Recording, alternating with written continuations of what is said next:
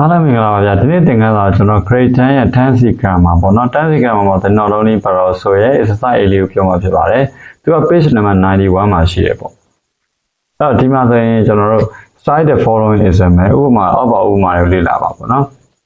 မှားကြည့်လိုက်အောင် number 1ပေါ့နော် not only ရဲ့အဓိပ္ပာယ်ကဒါမက Barroso ကကျတော့ level ဒါမက level ပေါ့နော်အဲ့ဆိုဒီမှာ not only children ကလေးများဒါမက Barroso adultsဒီလူကြီးများကလည်းပဲ like the film ရုပ်ရှင်ကိုကြိုက်တယ်အဲ့တော့ဒီမှာဆိုရင်သူက not only ဆိုတဲ့သဘောသူက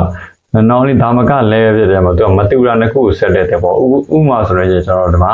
ဒီဟာပေါ့နော် children ဆိုရယ် subject ရယ် adult ဆိုရယ် subject ရယ်ဒီစာတော့ subject နှစ်ခုကိုဆက်ပေးရပါဒီမှာ two subjects are linked subject နှစ်ခုကိုဒီ not only ပါကိုဆိုရင်ဆက်ပေးရအဲ့တော့ number 2ဆိုရင် she not only singsသူမကသချင်းဆိုနာမက but also dances ကလည်းကတယ် beautifully လှပစွာကလည်းကတယ်ပေါ့ဒီမှာကျတော့ကျွန်တော်တို့မတူတဲ့ဟာဖြစ်တဲ့ but ပေါ့နော် sing ဆိုတဲ့သချင်းဆိုသည်ရဲ့ dances ဆိုရဲကသည်ဆိုတာနှစ်ခုကိုဒီမှာ not only ပါဆိုရင်ဆက်ပေးရအောင်ဒီမှာ two verbs are linked verb နှစ်ခုကိုကရိယာနှစ်ခုကိုဆက်ပေးတယ်နောက်တစ်ခု number 3နောက်တစ်ခု they need သူတို့လိုတယ် not only ဒါမက food အစားအစာဒါမက but also shelter အမိုးကလည်းလိုတယ်ဒီမှာကျတော့ဒါက food ဆိုတာကတော့ object ဖြစ်သွားပြီ shelter လည်း object ပေါ့ဒီစာကြောင်းကတော့ two object စာလင်း object နှစ်ခုကိုဆက်ပေးရဖြစ်ပါတယ်number 4ကကျတော့ Gambali is a good place Gambali ကကောင်းတဲ့နေရာတစ်ခုဖြစ်တယ် to visit သွားလည်ရန် not only in the hot season နွေရာသီဒါမက but also in the cold season ဆောင်းရာသီမှာလည်းပဲသွားလည်လို့ကောင်းတဲ့နေရာတစ်ခုဖြစ်တယ်ဒါကတော့ in the hot season ဆိုတာဒါ adverb of phrase ပေါ့နော်ကရိယာဝတ္တစကားစုပေါ့အချိန်ပြတဲ့ဟာတွေ in the hot season ရဲ့ in the cold season ဒီမှာလည်း not only ပါလို့ဆိုနေဆက်ပေးရဒီစာတောင်းကကျတော့ two adverb phrases အဲ့တော့ adverb phrases ကရိယာဝတ္တစကားစုနှစ်ခုကို link ဆက်ပေးတာပေါ့ဆိုတော့ not only ပါလို့ဆိုကမတူတဲ့ဟာနှစ်ခုမတူတဲ့အကြောင်းအရာနှစ်ခုကိုဆက်ပေးတဲ့စကားလုံးပေါ့နော် not only ဒါမက but also level ပေါ့အဲ့တော့ number 1က subject တစ်ခုကိုဆက်တယ် number 2က verb နှစ်ခုကိုဆက်တယ် number 3က object နှစ်ခုကိုဆက်တယ် number 4ကကျတော့ adverb phrases နှစ်ခုကိုဆက်ပေးတာဖြစ်ပါတယ်ဆိုဒီမှာဆိုရင်သူရှင်းထားတာတစ်ချက်ကြည့်မယ် the not only but also construction not only but also ဒီ construction ဒီဖွဲ့စည်းမှုကဆိုရင် is commonly အများဆုံးသုံးတယ် in formal context ပုံမှန်အကြောင်းအရာပိုင်းတွေမှာအများဆုံးသုံးတယ်ပေါ့နော်ပုံမှန်သုံးလို့ရှိရယ်this can be useful ဒါကအကျိုးအသုံးဝင်တယ် 1% နဲ့တင်ပြတဲ့အခါမှာ two quantities qualities ပေါ့နော်အရေးသွေးနှစ်ခုကို of a character စက်ကောင်တစ်ခုရဲ့အရေးသွေးနှစ်ခုကိုတင်ပြတဲ့အခါ an action လုပ်ဆောင်ချက်တစ်ခုရဲ့အရေးသွေးတော့ an event ဖြစ်စဉ်တစ်ခုရဲ့အရေးသွေးတွေကိုတင်ပြတဲ့အခါမှာဒီကောင်ကအသုံးဝင်တယ်ပေါ့နော် not only ပါဆိုတော့ဒါမှကလည်းပဲအဲ့တော့ when using not only ပါဆို not only ပါဆိုကို in a sentence စာကြောင်းတစ်ခုထဲမှာသုံးတဲ့အခါမှာ the word စကားလုံးတွေ following the two parts နော်စကားလုံးတွေက two part အစိပ်ပိုင်းနှစ်ခုဖြစ်တယ်ဆိုလိုတာကကြတော့ကျွန်တော်တို့ not only ပါဆိုကအစိပ်ပိုင်းနှစ်ခုကိုဆက်ပေးတာပဲခုနကဆို subject နှစ်ခုကိုဆက်တယ် verb နှစ်ခုကိုဆက်တယ်ဒါပေမဲ့သူကနှစ်ခုဖြစ်ပေမဲ့ should belong to the same part of the speech ဒီစကားပြောတဲ့စာကြောင်းရဲ့အစိပ်ပိုင်းတစ်ခုထဲမှာပဲအကျုံးဝင်တယ်ပေါ့နော်ခုနကပြောတယ်ကလည်းကလည်းဆိုတယ်နှစ်ခုတော့နှစ်ခုပဲဒါပေမဲ့တစ်ကြောင်းလုံးထဲမှာအကျုံးဝင်တယ်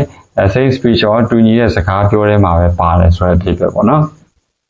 အဲဆိုတော့ဒါတွေကအင်္ဂလိပ်လိုရှင်းနေချုပ်တယ်ပေါ့ကျွန်တော်တို့ဒီမှာ exercise ကိုကြည့်လိုက်ပြီးတော့မှသူ့ရဲ့ pattern နဲ့ရေးကြည့်မယ်ဆိုရင်တော့ဒါအဲ့လောက်မခက်တာကိုတွေ့ရလိမ့်မယ်ပေါ့နော်အဲတော့ကျွန်တော်ဒီမှာ exercise လေးကိုတန်းသွားရအောင်နံပါတ်ရ combine the sentence using not only ပါဆို not only ပါဆိုအသုံးပြုပြီးတော့မှစာကြောင်းတွေကိုဆက်ပြပါပေါ့ဒီမှာဆို example ပေးထားသေးတယ် he can play the guitar သူက guitar တီးနိုင်တယ် he can also play the violin တရောလည်းတီးနိုင်တယ်အဲကျွန်တော်တို့ဒီမှာဆိုမတူတဲ့အကြောင်းအရာတွေကိုကြည့်လိုက်တော့ဒီမှာ play the guitar နောက်တစ်ခါ play the violin ပေါ့မတူတာပြောမှဆိုတော့ the guitar နဲ့ the violin အဲ့တော့ဒီနားမှာဒါ play the guitar အရှင်မှာ not only ထည့်ပြီးတော့ဒီနားမှာ but also ထည့်ရင်ရပြီသူအဖြေကဒီမှာ he can play not only the guitar but also the violin သူက guitar သာမကတရောလည်းတီးနိုင်တယ်ပေါ့တရောလည်းထိုးနိုင်တယ်ပေါ့နော် okay အဲ့ဒါ number 1 ကြည့်အောင်She has a great sense of humor သူကနော်သူကဒီမှာဆို a great sense of humor a great sense of humor ဆိုတာကကြတော့ဟောပေါ့နော်ဟာတဉာဏ်ပေါ့ humor ဆိုဟာတဉာဏ်ဒီရှင်မြူးတဲ့စိတ်ဟာတဉာဏ်ရှိတယ်နောက်တစ်ခုက she has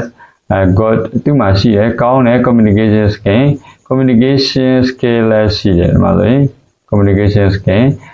ကောင်းမွန်တဲ့ဒီပြောဆိုဆက်သွယ်ရေးစွမ်းရည်လည်းရှိရဆိုအဲ့တော့ဒီမှာကမတူတာကဒီကောင်ပေါ့ a great sense of humor နဲ့ဒီနောက်က good communication skill ဒါဆိုရင်သူ့ကို not only ပေါ့ဆိုနေပြီဆိုဒီမှာ not only ထဲနောက်မှာဒီ good communication skill စီမှာ but also ထည့်လိုက်အောင်မယ်ဆိုတော့သူ့အဖြေကShe has not only a great sense of humor but also good communication skills. Number 2. Number 2 we want to redecorate. Redecorate ဆိုတာပြန်လည်မွမ်းမံတည်ပေါ့ our liberal ကျွန်တော်တို့ရဲ့ဒါအဲကိုပြန်လည်မွမ်းမံမယ် We want also redecorate our kitchen ကျွန်တော်ရဲ့မြို့ကိုချောင်းကိုလည်းပြန်လည်မွမ်းမံမယ်ဆိုအဲ့ဒါမတူရဲ့အကြောင်းအရာတစ်ခုပြောပါဆိုတော့ဒီမှာဒီတစ်ခုက our liberal နော်နောက်တစ်ခုကကြတော့ဒီမှာနောက်တစ်ခုက our kitchen ပေါ့ဆိုတော့အရှိမဒီမှာ not only ထဲဒီမှာ but also ထည့်အောင်မယ်ဒီ we want also redecorate ကဖြုတ်ရမှာပေါ့နော်ဆိုတော့ number 2အဖြေက we want redecorate not only our living room but also our kitchen okay number 3 number 3 က my mother is ကျွန်တော်ရဲ့အမေကis a good teacher to me ကျွန်တော်အတွက်ဆရာမကောင်းတစ်ယောက်ဖြစ်တယ် she is also a good friend to me ကျွန်တော်အတွက်တကယ်ချင်းကောင်းတစ်ယောက်လည်းဖြစ်တယ်ဒီမှာမတူတာကတရားလေးပေါ့နော်a good teacher နဲ့ a good friend ပေါ့ဆိုတော့ဒီမှာ not only နဲ့ပါတော့ဆိုရှင်းနောက်ထည့်ပေးလိုက်အောင်မယ်ဆိုတော့ my mother is not only a good teacher but also a good friend to me okay number 4ဒီ effects of effects ကအကျိုးသက်ရောက်မှုပေါ့နော် a flooding ဒီရေကြီးခြင်းအကျိုးသက်ရောက်မှုတွေမှာဆို include ပါဝင်တယ် damage to property ပစ္စည်းဥစ္စာဆုံးရှုံးမှုပျက်စီးမှုပါမယ် they also include ပါသေးတယ်ပါသေးလဲ loss of life အသက်တွေဆုံးရှုံးမှုတွေပါအဲ့ဒီမှာမတူတာက damage to property နဲ့ loss of life ပေါ့ဆိုတော့ဒီမှာ not only ထည့်မယ်နောက်မှာ but also ထည့်မယ်ဒါပဲ okay number 4 the effects of flooding include not only damage to property but also loss of life okay number 5 number 5က my new cars ကျွန်တော်ရဲ့ကားအသစ်မှာ has a front camera ရှေ့ကင်မရာလည်းရှိတယ်နောက်တစ်ခါ it also has ဒီမှာရှိတယ် a rear camera နောက်ကင်မရာလည်းရှိတယ်ပေါ့အဲ့ဒါဒီက a front camera ရဲ့ a rear camera ရဲ့အဲ့ဒါဒီမှာ not only ထည့်မယ်နောက်မှာ but also ထည့်မယ်ဆိုတော့ number 5အဖြေက my new car has not only a front camera but also a rear camera ပေါ့နော် okay number 6 smoking can cause စိတ်တောက်ခြင်း can cause ဖြစ်စေနိုင်တယ် heart and lung diseases နှလုံးရောဂါနဲ့အဆုတ်ရောဂါတွေဖြစ်စေနိုင်တယ်ပြီးတော့ it can also cause သူကဖြစ်စေတဲ့ cancer ကိုလည်းဖြစ်စေတယ်ဆိုတော့မတူတဲ့အကြောင်းအရာကဒီမှာ heart and lung diseases ရေနောက်တစ်ခုကကျတော့ cancer ရေပေါ့နော်ဆိုတော့ဒီရှေ့မှာ not only ထဲနောက်မှာဘာလို့ဆိုထည့်လိုက်ရပြီဆိုတော့နံပါတ်6ရဲ့အဖြေက smoking can cause not only heart and lung diseases but also cancer okay number 7 number 7က Nanda fell Nanda ကပြုတ်ကြလဲကြတယ်ပေါ့ why playing badminton badminton စစ်တောင်ရိုက်ကစားနေတဲ့အချိန်မှာသူလဲတယ် she also broke her leg သူအလေးကြီးလက်6တော့လဲကျိုးသွားတယ်ပေါ့အဲ့တော့ material ဒီမှာ fell why playing badminton ကစားတဲ့အချိန်မှာလဲကြတာရယ် broke her leg ရယ်ပေါ့နော်ဆိုတော့ဒီမှာဆို not only ပါဆိုထည့်လိုက်အောင်မယ် Nanda not only fell while playing badminton but also broke her leg okay နံပါတ်8ကိုကြည့်အောင် Sana won the race Sana ကပြိုင်ပွဲကိုနိုင်ခဲ့တယ် she also broke သူမအချိုးဖြတ်ခဲ့တယ်ပေါ့ last year's record အရင်နှစ်ကမှတ်တမ်းကိုလည်းစံချိန်ကိုလည်းချိုးဖြတ်ခဲ့တယ်ဆိုတော့ဒီမှာဆိုရင်မတူတာက won the race ရဲ့နောက်ခါကျတော့ broke last year's record ပေါ့နော်အဲ့ဒါဒီမှာ not only ထဲနောက်မှာဘာလို့ဆိုထည့်ရပြီ okay နံပါတ်8ရဲ့အဖြေကSana not only won the race but also broke last year's record. Okay, number 9ကိုကြည့်အောင် The new housing block ဒီအိမ်ယာအသစ်က has ရှိတယ် a swimming pool ဒီခုကန်လည်းရှိတယ် it also has a gym အားကစားခန်းမှာလည်းရှိတယ်ဒီမှာဆိုရင်မတူတာက a swimming pool ရဲ့နောက်တစ်ခုက a gym ရဲ့ပေါ့နော်ဆိုတော့ဒါ number 9ရဲ့အဖြေက The new housing block has not only a swimming pool but also a gym.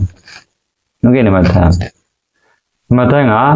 he won သူမရခဲ့တယ် the first prize ပထမဆုရတယ် at the school level competition ကျောင်းဆင့်ပြိုင်ပွဲမှာလည်းပထမဆုရတယ်ကျောင်းဆင့်ပြိုင်ပွဲမှာပထမဆုရတယ်နောက်တစ်ခါ he also won the first prize ပထမဆုရတယ် at the national level competition နိုင်ငံတော်ဆင့်ပြိုင်ပွဲမှာလည်းပထမဆုရတယ်မတူတာပထမဆုရတာချင်းအတူတူပဲမတူတာကဒီကနေစမတူတာ at the school level competition ရဲ့နောက်တစ်ခုကဒီနောက်က at the national level competition ရဲ့ပေါ့နော်အဲ့ဆိုဒီအရှိမ not only တဲ့နောက်မှာဘာလို့ဆိုထည့်လိုက်ရပြီဆိုတော့နံပါတ်10ရဖြေက he won the first prize not only at the school level competition but also at the national level competition ဒါလေးကတော့ဒါ grade 10က 10C grammar ရဲ့ not only ပါဆိုသင်ခန်းစာလေးပဲဖြစ်ပါတယ်နောက်သင်ခန်းစာတွေမှာပြန်တွေ့ပါမယ်အားလုံးကိုကျေးဇူးတင်ပါတယ်